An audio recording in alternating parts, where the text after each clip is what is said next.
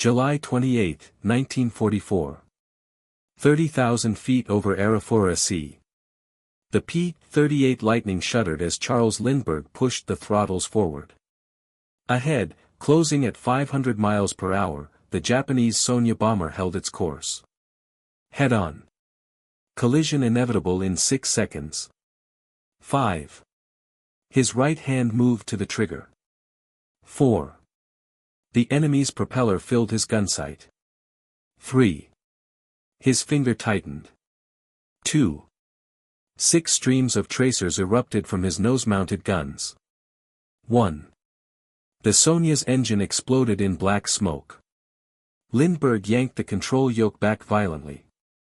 His P-38 cleared the dying aircraft by feet. Below, the ocean waited. 3 weeks earlier, this moment would have been impossible. The man flying that Lightning should not have been there. Officially, he was not a pilot. Officially, he wore no uniform. Officially, the President of the United States had personally ensured Charles Lindbergh would never serve in combat.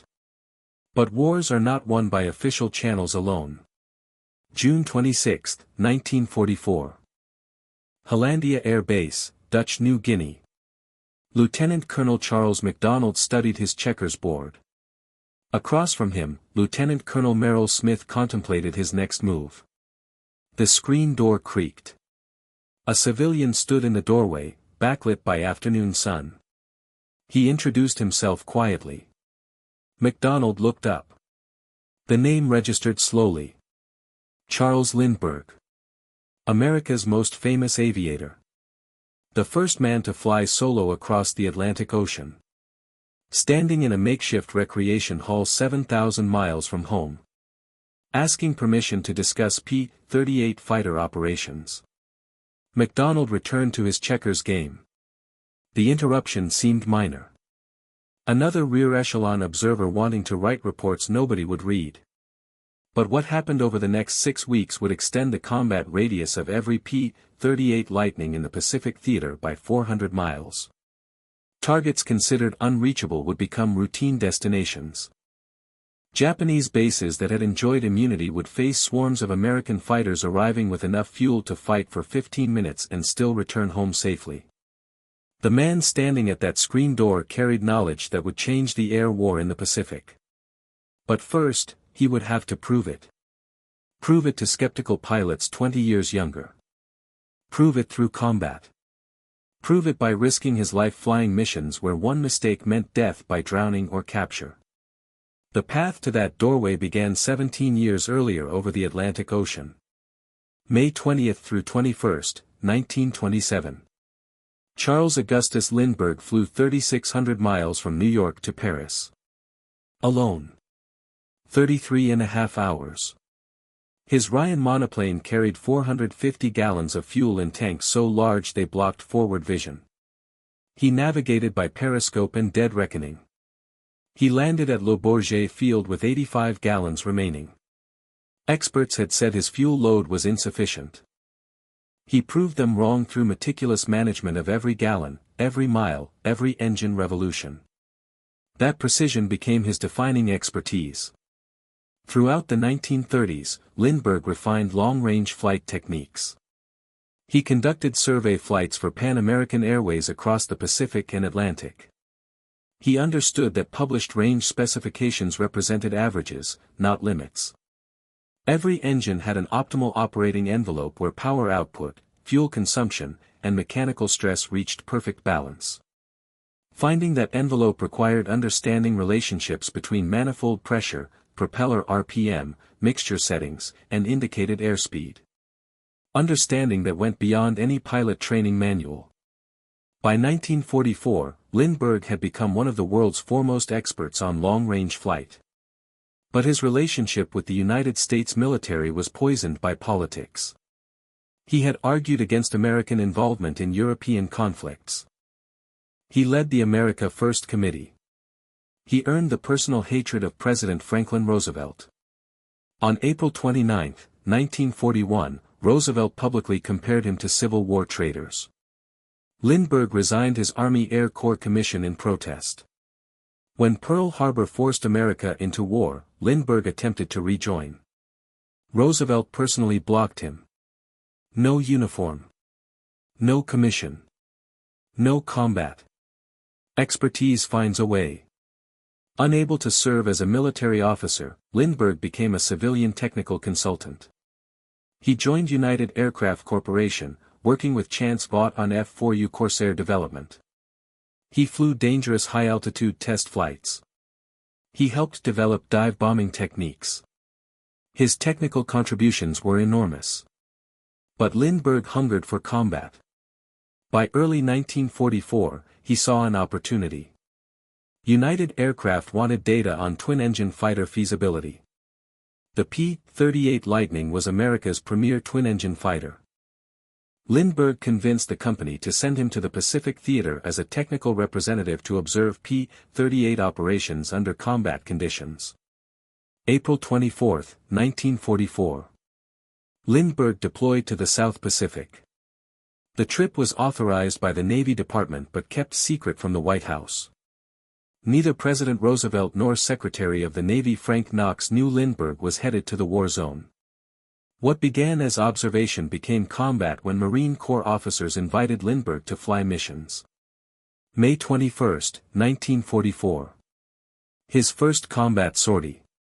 A strafing run with Marine Fighting Squadron 222 near the Japanese garrison at Rabaul. The Marines called it observation. Lindbergh flew with guns hot, engaging targets when opportunity presented. He quickly demonstrated practical expertise beyond theory. Working with Corsair pilots, he showed them how to safely take off with bomb loads double the rated capacity. Marines had been losing aircraft to overweight accidents. Lindbergh's careful analysis of power settings, takeoff speeds, and weight distribution reduced accidents while increasing strike capability. Word spread through the Pacific Theater. The famous aviator was flying combat missions as a civilian and solving operational problems that had stumped military pilots for months. By mid-June 1944, Lindbergh grew interested in the P-38 Lightning. The 475th Fighter Group, Satan's Angels, was one of the hottest Lightning outfits in the Pacific. June 15, Lindbergh arrived at Finschhafen, New Guinea. June 20. He spent 1 hour and 20 minutes checking out in a P-38 with the 35th Squadron. First time in the distinctive twin-boom fighter. June 26. He flew to Hollandia and walked through that screen door. MacDonald was 29 years old. Already a 10-victory ace. He commanded the 475th Fighter Group, activated in Australia on May 14, 1943. The group flew the latest P-38J models with improved intercoolers and additional fuel capacity. These Lightnings were the longest-range fighters in the Pacific. But even with drop tanks, operational radius was limited. Missions to distant targets left little fuel for combat maneuvering. Pilots frequently returned with uncomfortably low reserves. Several aircraft had been lost when weather forced detours that exceeded fuel capacity. MacDonald initially dismissed Lindbergh politely. But when Lindbergh explained that General Hutchinson had sent him, MacDonald paid attention. After brief conversation, MacDonald asked if Lindbergh wanted to fly a mission tomorrow. Lindbergh agreed. Rather than return to headquarters, MacDonald suggested Lindbergh stay at camp. Word spread rapidly. Charles Lindbergh was flying with Satan's Angels. Reactions were mixed. Some pilots looked forward to meeting the legend.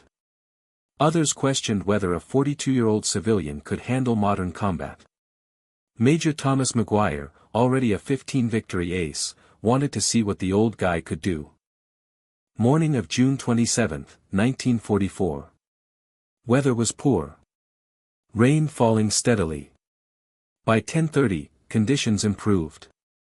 MacDonald led 4 aircraft toward Jeffman Island. Lindbergh flew as Blue 3 on Maguire's wing. His formation flying was flawless. The mission involved strafing an enemy barge. Lindbergh weaved through anti-aircraft fire, guns raking the target. All 4 aircraft returned safely. But what ground crews noticed would prove more significant than combat action. When crew chiefs checked Lindbergh's P-38, they discovered a pattern. His aircraft consistently returned with substantially more fuel than other pilots flying identical missions. July 1. After a 6.5-hour armed reconnaissance mission, Lindbergh landed with 210 gallons remaining. Other pilots returned with gauges showing near empty. July 3, escorting B-25 bombers against Jeffman Island. After the attack, Lightnings went barge hunting. Within an hour, 2 pilots reported dwindling fuel and broke off for home. Lindbergh continued, fuel gauges showing comfortable reserves. MacDonald noticed the discrepancy. He called a meeting. 2 days after Lindbergh's arrival, the colonel gathered pilots in the recreation hall. Crude facility. Packed dirt floor. Palm-thatched roof. 1 ping-pong table. Some decks of cards. Under glaring unshaded bulbs, MacDonald introduced Lindbergh formally. Asked him to explain how he consistently returned with more fuel than any other pilot. Lindbergh stood before the assembled men. He explained cruise control techniques he had worked out for the Lightning. Standard operating procedure called for cruising at 2200 to 2400 RPM with mixture set to auto-rich. This provided good power. It was considered safe. It was also wasteful. Lindbergh explained a different method. Reduce engine speed from 2200 RPM down to 1600 RPM. Set fuel mixture to auto-lean rather than auto-rich. Slightly increase manifold pressure to compensate for lower RPM. Specific settings he recommended were 1600 RPM at 30 inches of mercury manifold pressure. Mixture auto-lean. Indicated airspeed 185 miles per hour. These settings reduced fuel consumption to approximately 70 gallons per hour total. Compared to standard crews consuming significantly more, the savings were enormous. Lindbergh predicted these techniques would stretch the Lightning's radius by 400 miles. Enable 9-hour missions. When he concluded half an hour later, the room fell silent. The pilots mulled over uncomfortable thoughts. 9-hour flights did not sit well with men who already found 7-hour missions punishing. The P-38 cockpit was cramped. Pilots sat on parachutes with emergency rafts beneath. Survival suits were uncomfortable. 7 hours pushed human endurance limits. 9 seemed inconceivable. More troubling was Lindbergh's recommendation to run engines at settings they had been taught to avoid. Low RPM with high manifold pressure. Called running over square. Military flight training emphasized over square operation would damage engines. Detonation would cause cylinder heads to overheat. Catastrophic engine failure would follow. Pilots were taught if manifold pressure exceeded RPM by more than a few inches, they risked blowing up their engines. Now this civilian suggested they routinely operate in conditions they had been warned were dangerous. Skepticism was palpable. Several pilots exchanged glances. Some shook heads. One pilot openly called the technique dangerous. But MacDonald understood something important. Lindbergh was not speaking from theory. He had flown combat missions using these settings. His P-38 had not suffered problems. His aircraft returned repeatedly with fuel reserves that gave operational flexibility others lacked. The colonel decided on a practical test. If it worked, the 475th would have decisive operational advantage. If it failed, they would know quickly. Over the next week, pilots cautiously experimented. Initial flights were short. First pilots reported nervously that engines sounded different. But temperature gauges remained normal. Oil pressure stayed acceptable. Cylinder head temperatures actually ran cooler than at higher RPM. As confidence grew, pilots used Lindbergh's techniques on longer missions. Fuel savings were undeniable. Missions requiring immediate return after strikes could now include extended combat patrol. Flights that forced careful fuel monitoring ended with comfortable reserves. The P-38's effective combat radius, previously about 570 miles, extended to 700 miles. Then 750. Pilots discovered they could reach targets considered beyond capability, fight for 15 minutes, and still return with 1-hour fuel reserves. The transformation was revolutionary. Skepticism evaporated as mission after mission proved effectiveness. Lindbergh flew regularly with the 475th, accumulating combat hours, teaching by example. He led flights. His call sign was simple: Mr. Lindbergh. He explained the physics in ways pilots understood. Aircraft engines produce power by burning fuel to create pressure-driving pistons. Amount of fuel burned per unit time determines consumption. Goal is maximizing efficiency. Producing most power for least fuel. Traditional high RPM crews produced plenty of power but wasted fuel because engines cycled rapidly, burning unnecessarily. By reducing RPM and increasing manifold pressure, same power could be produced with fewer combustion cycles, each using fuel efficiently. Lean mixture further improved efficiency by providing just enough fuel for complete combustion. Engines did not detonate because the power setting, though over square by ratio, was not actually high power operation. Manifold pressure of 30 inches was moderate. Well below 60-inch war emergency power used for takeoff and combat. Lower RPM reduced mechanical stress on components. The technique was not dangerous. Simply different from training. Lindbergh's expertise came from years of long-range flight experience. His 1927 Atlantic crossing taught him published specifications were starting points, not limits. Pan-American survey work gave thousands of hours experimenting with fuel management.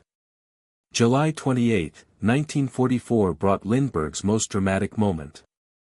Mission was bomber escort to Serum area. Flying with 433rd Squadron. Lindbergh flew Blue 3 in 4-ship flight over Arafura Sea. Blue flight encountered enemy aircraft. 2 Mitsubishi Ki-51 Sonyas. Japanese light bombers used for reconnaissance. They belonged to 73rd Independent Flying Chutai. One piloted by Unit Commanding Officer Captain Saburo Shimada. Other by Sergeant Yakogi. American fighters attacked. Sonyas were outmatched. Slower, less maneuverable, lightly armed compared to Lightnings. Should have been easy kills. But Shimada was experienced. Had no intention of dying easily. Engagement turned into running battle. P-38s from 9th Fighter Squadron found Sonyas first. Already engaged when McDonald's flight arrived. Shimada's wingman Yakogi was hit by cannon fire from Lieutenant Wade Lewis. Sonya's left wing caught fire.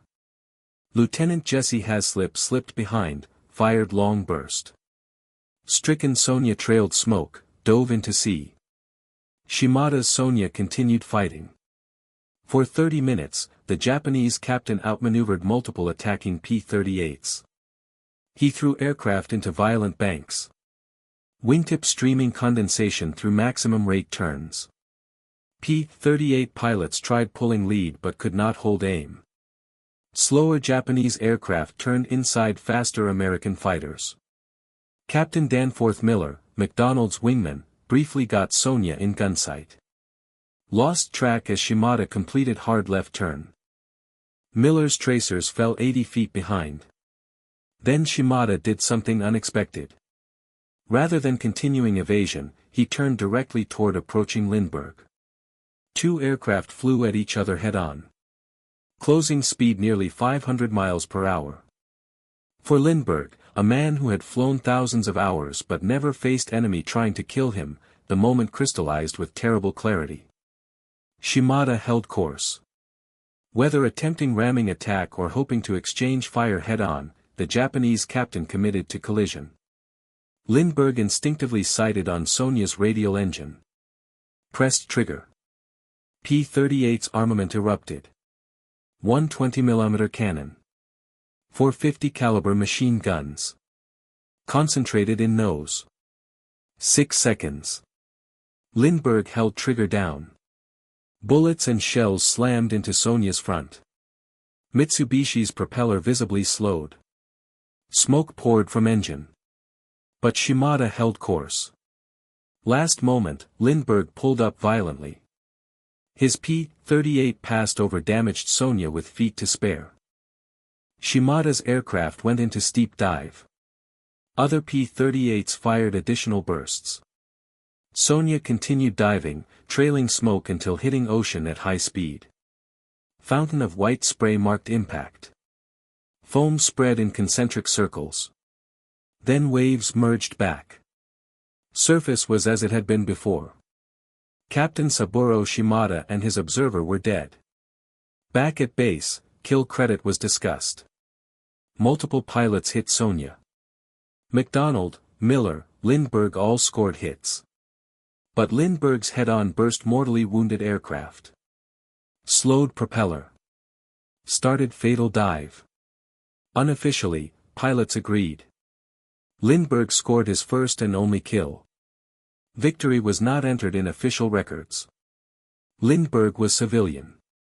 His combat participation was irregular. Recording official kill would raise questions ending his time with unit. 3 days later, August 1, Lindbergh nearly died. Mission was fighter sweep to Palau Islands. Flight encountered Japanese Zeros. In dogfight, Lindbergh found himself in turning fight with Zero pilot who nearly shot him down. Only MacDonald's intervention saved his life. Close call convinced 5th Air Force headquarters enough was enough. Lindbergh had proven techniques worked. Flown approximately 50 combat missions. Shot down enemy aircraft. Nearly been killed. Time to return before something irreversible happened. August 12, 1944. Lindbergh left Hollandia. Pilots of 475th gathered to see him off. Their respect was genuine. He had not just taught techniques extending combat radius. He had flown with them. Fought with them. Proven himself where rank and fame meant nothing. Impact of Lindbergh's fuel efficiency techniques extended far beyond 475th Fighter Group. By October 1944, P-38 units throughout Pacific used variations of his cruise settings. Specific numbers varied slightly but principle was universal. Lower RPM. Higher manifold pressure. Leaner mixture. Combined to extend range dramatically. Operational implications were profound. Targets unreachable became accessible. Japanese bases enjoying immunity now faced P-38s with enough fuel to fight over target and return safely. Extended range allowed fighters to escort bombers on missions previously flown unescorted or not flown at all. Long-range sweeps penetrated deeper into Japanese-held territory. P-38 groups in Dutch New Guinea soon flew 950 miles to targets. Fighting 15 minutes. Returning to base.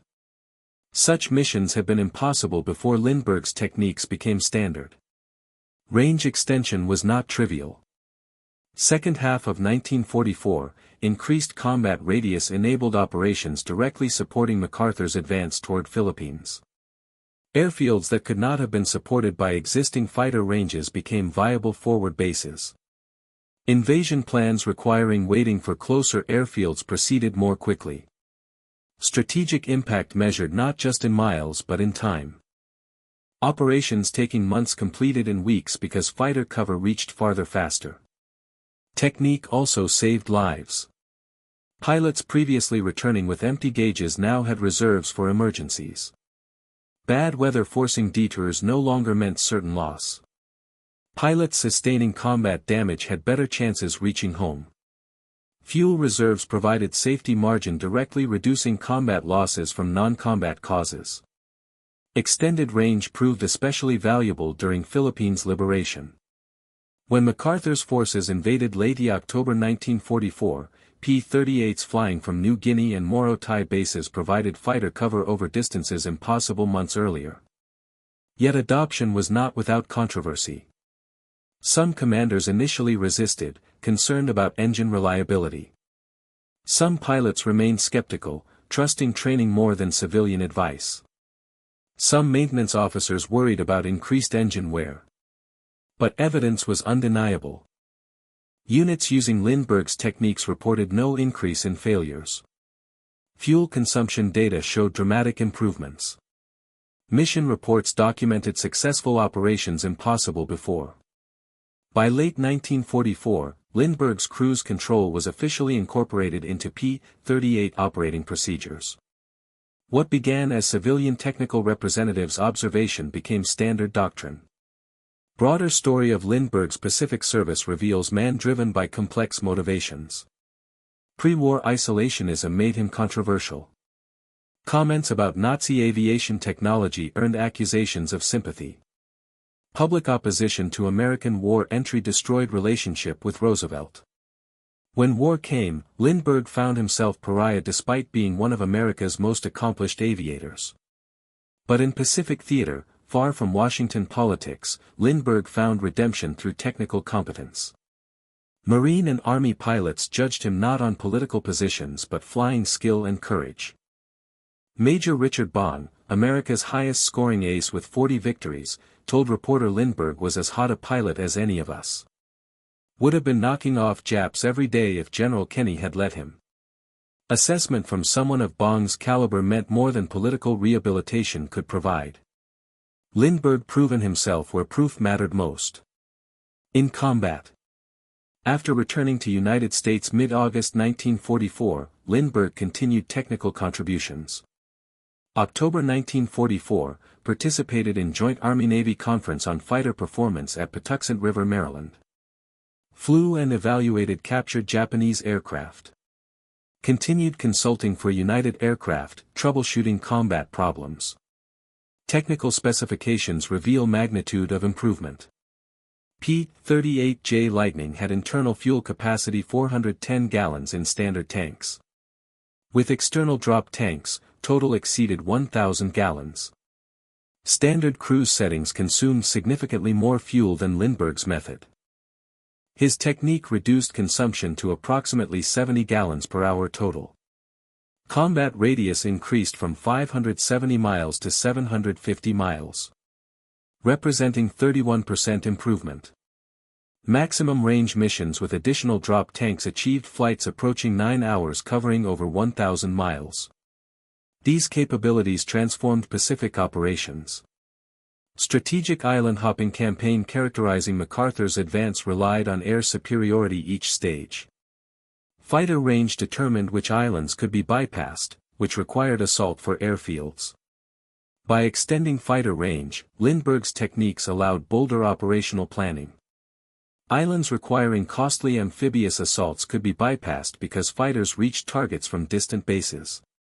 Human element deserves emphasis.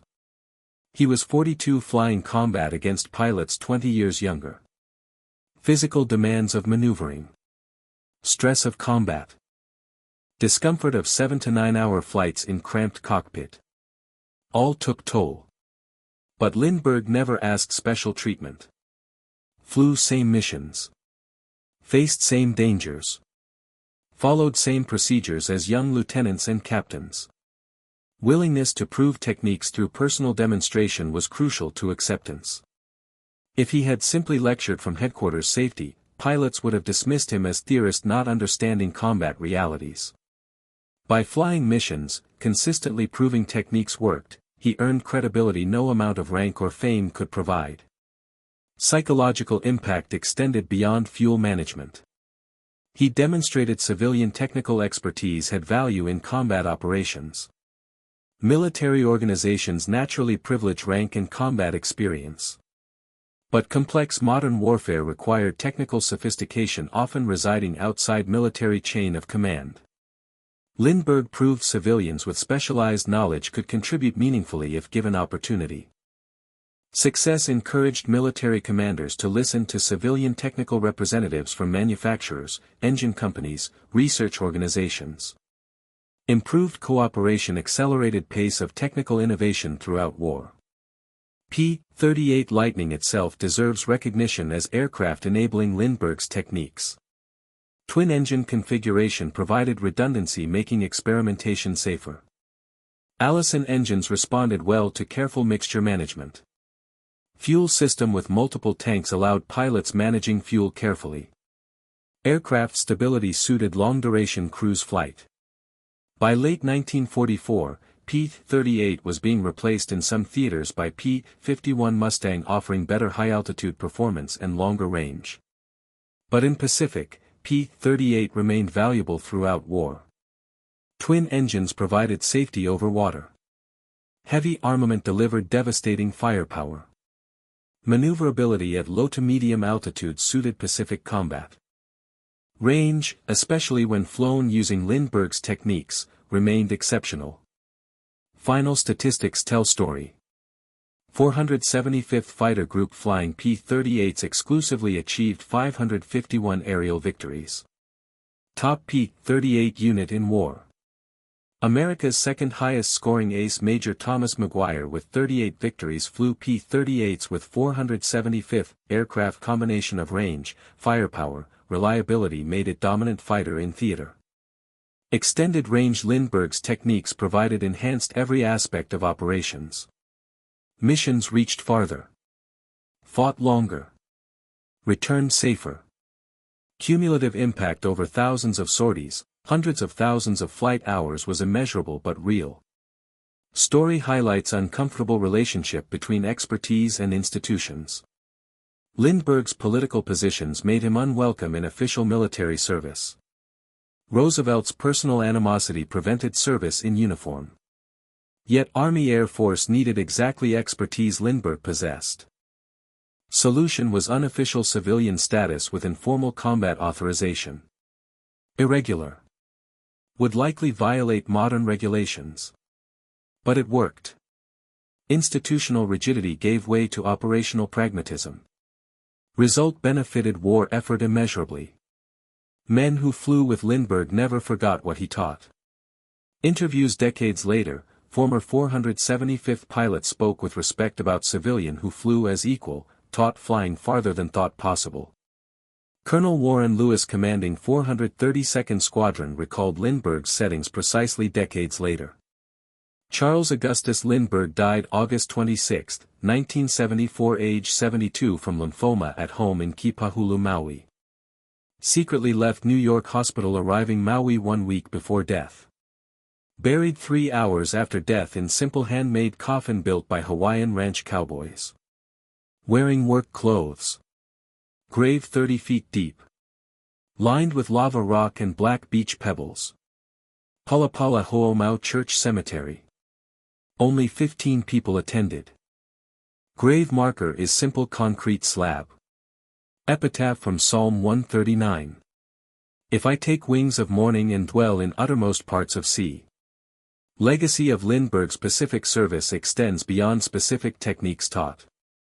He demonstrated principles remaining relevant. Technical expertise matters in combat operations. Civilian specialists can contribute meaningfully if given opportunity. Institutional procedures should be questioned when evidence supports change. Personal demonstration is more persuasive than abstract argument. Perhaps most importantly, there is always room for improvement even in systems seeming fully developed. Final analysis, Lindbergh's achievement represents unique intersection of specialized expertise and operational necessity. Pacific theater demanded extreme range from fighters. Existing procedures limited range below what aircraft was technically capable achieving. Lindbergh possessed unique knowledge in fuel management from decades focusing on efficiency. He had opportunity applying expertise in combat conditions where results could be measured objectively. He had courage demonstrating techniques personally, risking life proving theories. He had humility working with pilots as equal rather than demanding recognition for fame.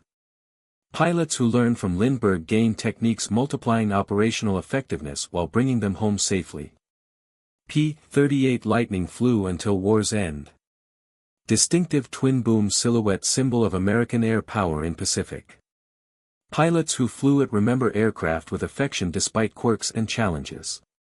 Those flying it 1944 and after remember also civilian who taught them impossible was merely difficult. Published limits were starting points not boundaries. Understanding could unlock capabilities hidden in plain sight. That is Lindbergh's Pacific legacy. Not combat victories or missions flown but knowledge shared and techniques taught. He came as observer. Left as teacher. Arrived as celebrity. Departed as comrade. Transformed aircraft capabilities through nothing more than understanding how it truly worked. Having courage proving better methods existed. Pilots of Satan's angels knew what Lindbergh gave them. They flew farther. Fought longer. Returned safer because of knowledge shared freely by civilian understanding fuel efficiency better than anyone else in Pacific. That knowledge proven in combat, adopted throughout theater, represents one of most successful technical innovations of Pacific Air War. It came not from laboratories or engineering departments but from one man's specialized mastery of art perfected 17 years earlier over Atlantic Ocean. That mastery applied in different contexts with different aircraft proved as valuable 1944 as 1927. Principle remained constant. Understanding aircraft completely. Managing resources precisely. Never accepting published limits were real limits. Lindbergh lived that principle. For 6 weeks summer 1944 he taught it to finest fighter pilots in Pacific. Who in turn taught others. Spreading knowledge changing how America fought air war in Pacific.